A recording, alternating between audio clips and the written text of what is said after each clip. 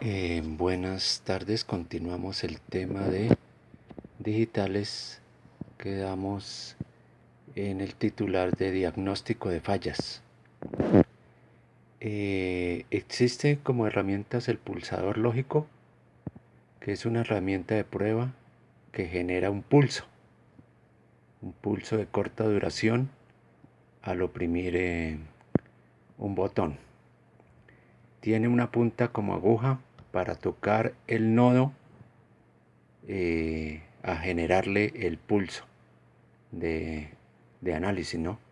Diseñado para que detecte el nivel de voltaje existente en el nodo y producir un pulso de voltaje en sentido opuesto. Si el nodo está en bajo, en un nivel bajo, el pulsador produce un nivel positivo y viceversa. Por tanto, el pulsador lo que hace es cambiar un estado para ver la respuesta del circuito en el bloque siguiente, en el módulo siguiente, con una punta lógica. La punta lógica es otra herramienta que vimos en videos anteriores, ¿no? Entonces aquí tenemos el texto de sistemas digitales de Ronald J., Neal S. y Gregory L. Aquí tenemos la herramienta que decíamos del pulsador lógico o pulsado lógico, ¿sí? Con su botón para generar un pulso. En este caso estamos en la línea del reloj. Ese pulso lo vemos con, con una punta lógica que va a señalarnos la presencia del pulso. Aquí tenemos otra herramienta lógica para ver la respuesta de ese flip-flop JK.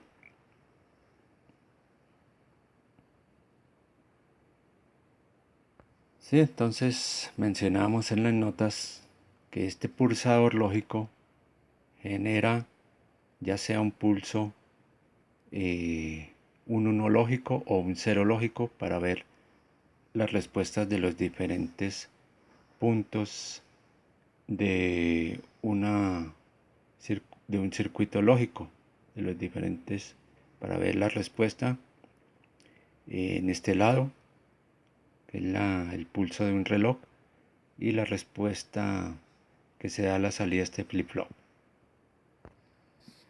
Ese pulsador lógico tiene una impedancia de salida muy baja, alrededor de los 2 ohmios, para poder cambiar el voltaje, pero no puede cambiar el voltaje en un nodo puesto a VCC o tierra, como en el caso de un punto de soldadura. Digamos aquí, al apuntarlo aquí, por decirlo así, no puede cambiar, como se dijo, ese nivel de potencial, ese nivel de voltaje.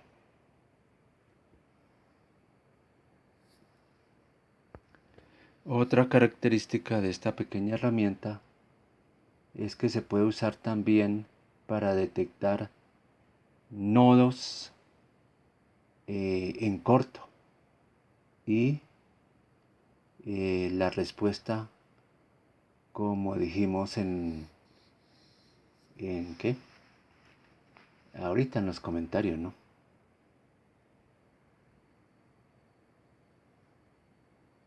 Esta es la forma de usar de nuevo. Recalcamos el pulsador. Entonces generamos el pulso y el indicador de pulsos no destella, indicando que el nivel bajo sigue activo, es un corto, ¿no? Otro ejemplo enseguida es cuando está una línea sujeta a VCC, el indicador de pulsos no destella, lo que indica que o lo que nos señala que el indicador de nivel bajo permanece encendido. Listo. Entonces son formas de utilizar estas herramientas. Esta última volvemos a recalcar: corto, directo a BCC. Aquí está señalado. Y este es corto, directo a GND, a tierra. Continuando las notas, vamos a referirnos a circuitos lógicos MSI. Acordémonos, esta es una integración, ¿no? Integración de componentes en un chip. Entonces, para hacer para recordar más bien, eso está en el video de Digitales 10. Entonces estas son la integración, los tipos de integración. En este caso mencionábamos MSI, integración mediana, de 12 a 99 compuertas dentro de un chip, dentro de una pastilla. Entonces entre 12 y 99 compuertas. Bueno, entonces dentro de estos circuitos lógicos MSI encontramos decodificadores. Tiene un conjunto de entradas que activan una salida que identifica el código a la entrada. O sea, tiene estas entradas y la combinación de ellas activa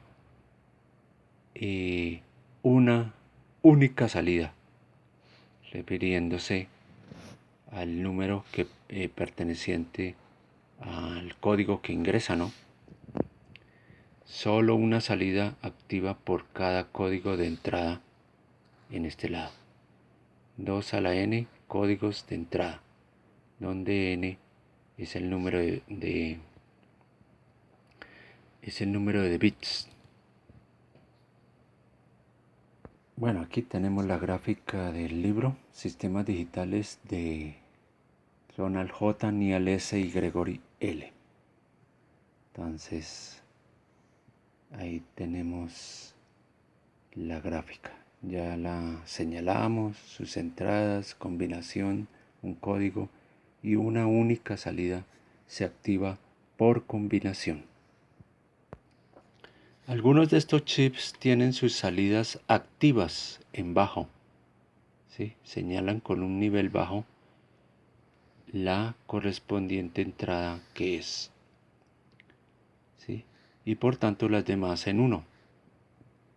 Eso. Entonces salidas activas en bajo significa que en este caso el estar inactivas, las demás estarán en 1 lógico. Entonces una salida activa en bajo 0 se indica de esta manera, señalada con este círculo, ¿no? De esta manera se señala. Un decodificador de BCD a decimal hace esa función, ¿no? Entonces vamos a mirar. Tenemos entonces que se ingresa un código BCD en estas entradas. Aquí se activará una salida correspondiente al código que ingresa, ¿no? Pero si ingresa una combinación que no corresponde en este caso a BCD, a la salida no se indica nada, o sea, ninguna se activa. Esto sucedería en un conversor o decodificador de BCD a decimal. Entonces es una de las características que tienen estos decodificadores.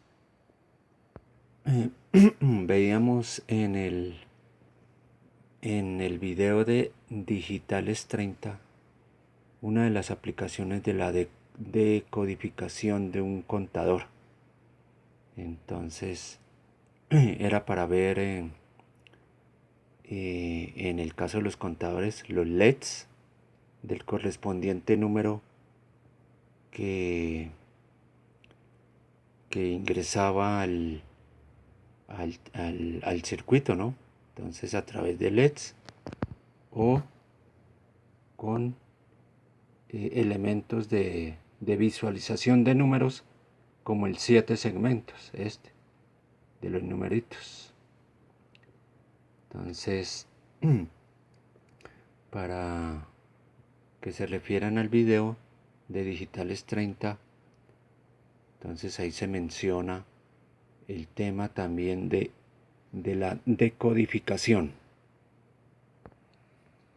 Este es otro ejemplo en el libro. Se trata de un decodificador de 3 a 8, a 8. 3 entradas a 8 salidas. ¿Sí? Entonces, también se puede referir un decodificador de 1 de 8. O sea, una salida se activa de 8. Listo. Bueno, ya dijimos 3 a 8. 3 entradas, 8 salidas. Las entradas corresponden a un código binario y 8 líneas de salidas, de las cuales una salida se activa únicamente, ¿no? Vemos que tienen compuertas AND. Sus salidas son activas en alto, en alto o en 1 lógico, pero a este decodificador se le puede llamar de binario a octal. Entonces vamos a ver la tabla del comportamiento. Aquí tenemos las diferentes combinaciones de ABC, donde A es el bit menos significativo y el bit más significativo es el C. Por tanto, esta será la combinación para que se active la salida 0, que es esta. La siguiente será para que se active la 1 y así. La siguiente la 2, la siguiente la 3, la 4, la 5, la 6 y la 7. Ese es el comportamiento de este decodificador. Bueno, entradas de habilitación. Algunos decodificadores tienen varias. Las entradas de habilitación permiten que funcione el decodificador. De nuevo aquí tenemos una referencia de decodificador, el 74ALS 138. Está compuesto por estas entradas y las correspondientes salidas con estas otras entradas de habilitación. La circuitería interna es como sigue, es como se señala acá. ¿Sí? Vemos que por este montaje el comportamiento del decodificador es el siguiente, donde para una combinación 001 responde al código de entrada A2, A1, A0 de forma normal. Entonces con esta combinación. Estas otras combinaciones dicen siguiente que deshabilita todas en alto.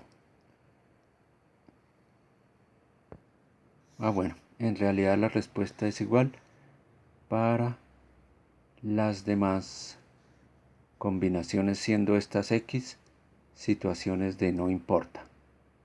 No importa si es un 0 o es un 1, sucederá esta deshabilitada todas en alto, o sea, todas las salidas en alto, no importando lo que haya en la entrada. Debemos recalcar que estas salidas son activas en bajo, ¿sí? Son activas en bajo, o sea, cero lógico. Por eso esta será la respuesta a la combinación de estas entradas de habilitación. Vemos además que este es el bit más significativo de la entrada y este es el menos. El 74HC138 corresponde a un CMOS y tiene la misma funcionalidad. Aquí en esta otra página se ve cómo conectar 4 de estos chips 74 ALS 138 para volverlo decodificador de 1.32, o sea, una entrada activa, una salida activa, disculpen, una salida activa solamente de 32 salidas. Bueno, aquí está señalado 31, pero en realidad son 32 porque aquí va de 0 a 31. Vemos que incorpora un inversor para lograr esa funcionalidad de decodificador 1 de 32, como ya mencionamos. Por tanto, vemos que se aprovechan las entradas de habilitación para lograr esta funcionalidad. Seguimos aquí las notas de codificadores de BCD a decimal. Tenemos el 7442 con salidas activas en bajo. Es un decodificador de 4 a 10 o 1 de 10. Entonces aquí lo tenemos de 4 a 10 salidas, 4 entradas a 10 salidas, ¿sí? O, como hemos venido diciendo, o de 1 de 10, una salida activa de 10 salidas. Entonces ahí tenemos, está la tabla de verdad, el símbolo lógico. Aquí tenemos el comportamiento. Estos son niveles bajos, ¿no? L. H nivel alto. Entonces vemos que con el nivel bajo de todas las entradas se activa la salida Q0, la única salida que se activa, ¿no? Esta. Esa es 9, esta, la 0. Bueno, ahí tenemos el comportamiento, fácil de analizar. Si el código a la entrada es no BCD, ninguna salida ninguna salida se activa. Ya habíamos mencionado ese comportamiento de los decodificadores. No tiene entradas de habilitación. El 7442 se puede usar como decodificador de 3 a 8 usando su entrada D como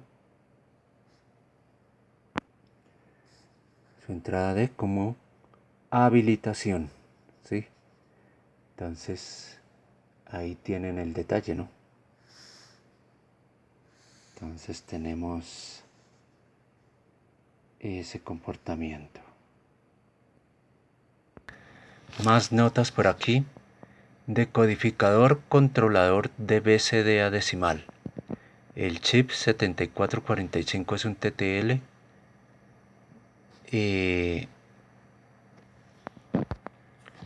Es de BCD a decimal.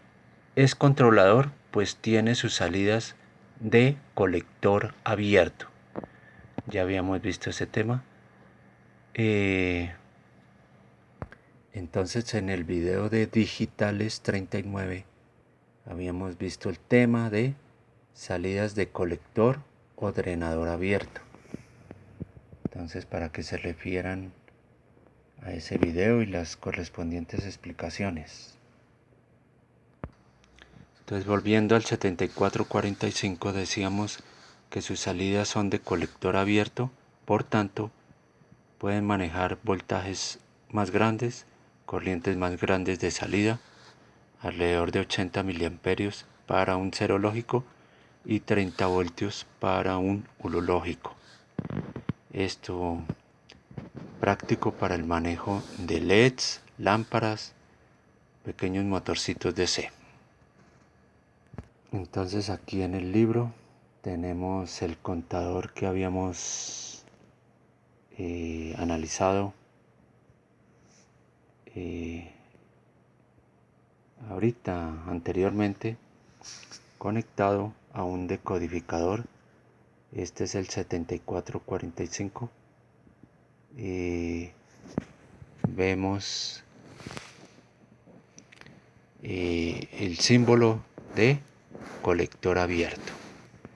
Vemos algunos elementos conectados a manera de ejemplo, unas gráficas de comportamiento del reloj, voltajes que se suceden en las salidas señaladas Q3, Q6, negadas. Entonces este es un ejemplo donde se energiza K1 y aquí se energiza K2. Bueno, esa es una pequeña aplicación del uso de este 7445 de colector abierto. Entonces llegamos ya a 23 minutos. En el próximo video haremos más referencias sobre aplicaciones de estos decodificadores. Gracias.